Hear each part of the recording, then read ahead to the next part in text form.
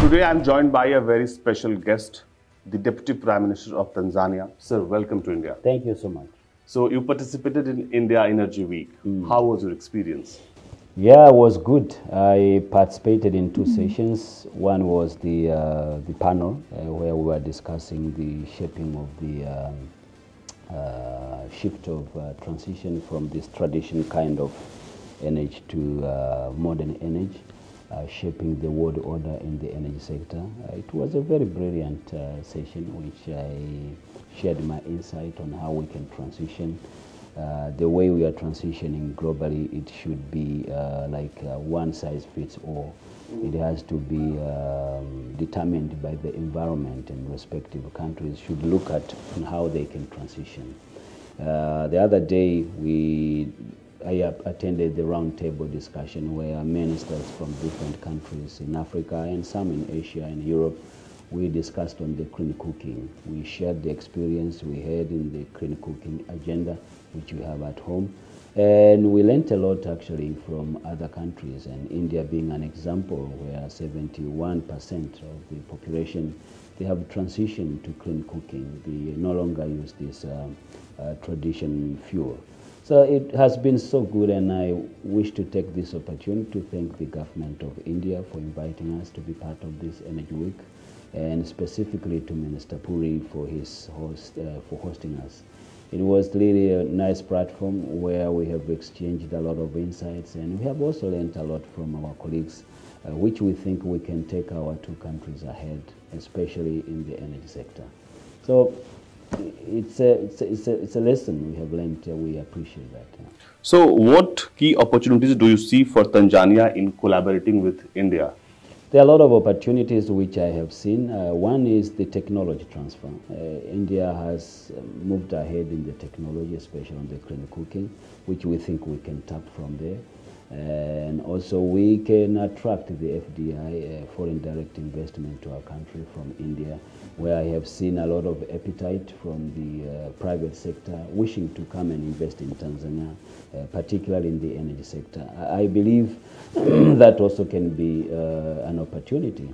But also we have thought on capacity building. We need to develop our capacity, especially in the energy sector. How do we manage our grid system? How do we manage the renewables, the mini-grid and off-grid systems in the energy sector? And how do we improve our energy mix so that as we move from fossil fuel energy to the cleaner energy, India stands an example in the world where they have tried a lot to make sure they move with passion on obtaining the zero carbon. So these are the areas which I think we can cooperate with India. And given we have a JPC, a Joint Commission, Permanent Commission, which we signed, it was relatively many years ago, 1975. I think we need to reaffirm what we agreed since 1975, where our relationship between India has been a shining beacon. Yes. So, especially if we look at India Energy Week, so what kind of opportunities Tanzania is, exploring to attract more foreign investment in Tanzania, especially, and how this India Energy Week is going to help Tanzania in that? As I have said earlier, on the clean cooking, we have seen a lot of opportunities. When you talk of clean cooking, what comes in mind first of all is the LPG. LPG is not enough. The subsidies mechanism that the government puts in for helping people to shift to the clean cooking is something one has to learn from India.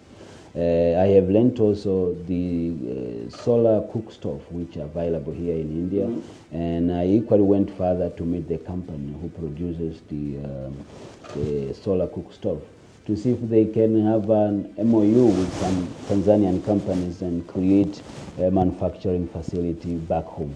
And the good news is that they have agreed and they have already have an existence in Tanzania. What is missing, they need some incentives also for putting up those facilities, which we think in the government we have to look at it and see the viability of providing them. So it's a huge opportunities there, especially in the clean cooking, as we are ambitious to move our population in the next 10 years to 80%. We want 80% population of Tanzania to be using clean cooking energy, as from 6.9 where we stand since 2021. Yeah. Do you think that things like this will help in shaping the future, energy, especially in terms of Africa? Is it going to shape it?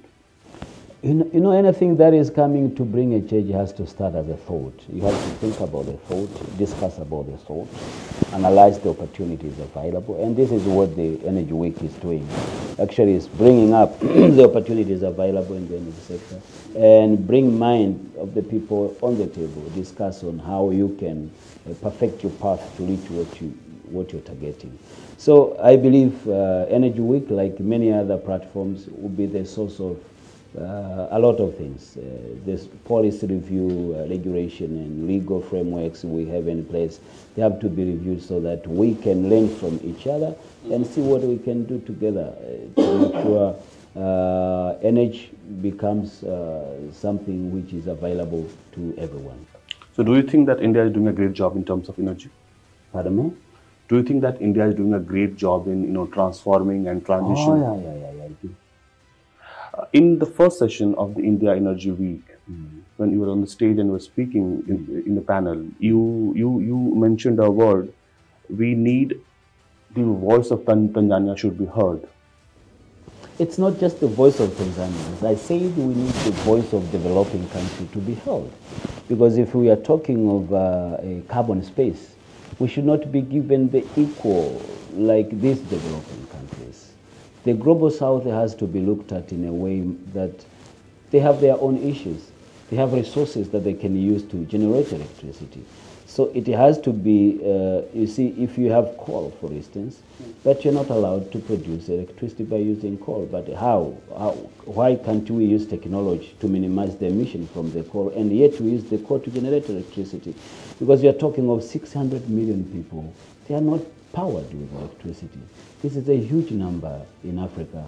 And Africa being endowed with a lot of natural resources, including the coal, why can't be they allowed to use the coal in a manner that is very responsible, but yet they can get electricity? Here in India, a big chunk of the electricity is coming from coal. You can go to Europe, a lot of countries, they are using coal to generate electricity.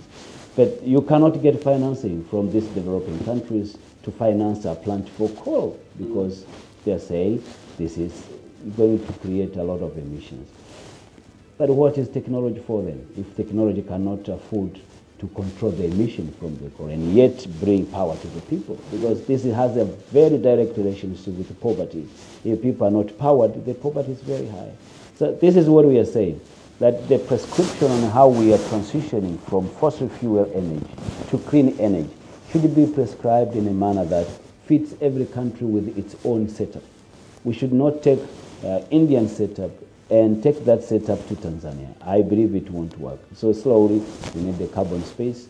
We need support, especially on the financing, to develop many other sources to generate electricity. If we are wishing Africa to bring electricity to more than 600 million in the next 10 years, then something has to be done, especially with our developing partners, to make sure this becomes a reality. Yeah. So my last question would be about Global South. Yes. Do you think that the voice of Global South is not heard? And if it is not happening, so we are hearing this question of Global South from last 2.5 years, that who will be the leader of this Global South? I mean, the voice of the Global South is heard, but the amount of hearing, to me, is not that substantially good. You see, we need to keep saying something. to happen. If we're not talking about it, then it won't happen. So I'm not saying it is not held. I'm saying it must be held because of the setup which is available on those areas, on those countries. For instance, we are saying the transition energy, for instance, the other time it was said natural gas is a transition energy. Come 2030, no natural gas is going to be used to generate electricity. We have heard of fossil fuels like petrol products are going to be out of the market since many years. Like, okay, come 2020, there is no petrol product is going to be used because of the climate change. But is it true that you don't see petrol goods in the market for generating electricity? No. It is because people are talking. So talking is healthier because it brings new thinking, new direction. But what is very important is we want people to be withdrawn from the poverty rim and make their livelihood good. How do you do that without electricity? You see, we have to keep saying, talking, until we agree anonymously that yes, we have to get a prescription that fits everyone in different setup. That's very important. And what do you think about organizations like BRICS? What is the perspective on BRICS? Organizations should be there just to improve the livelihood of the people. People who think they are like-minded, they can move ahead with their agenda. Not in question with an association. Whoever wants to create an association, it's okay. But the good thing is, whoever wants to create an association for betterment of her people should be respected. Should be not taken as an enemy. So I believe as we have an Eastern African community, the SADC community, ECOWAS, these are regional blocks that are aimed at creating the cooperation, especially in the business and other setups. So I'm not saying anything about the BRICS, but I believe it's an organization. If it's aimed at improving the livelihood of the people, it has to be supported by everyone. Thank you so much, sir, for talking to us. Thank you so much for coming. Thank you so much, sir. I appreciate it. Thank you. Thanks. Okay.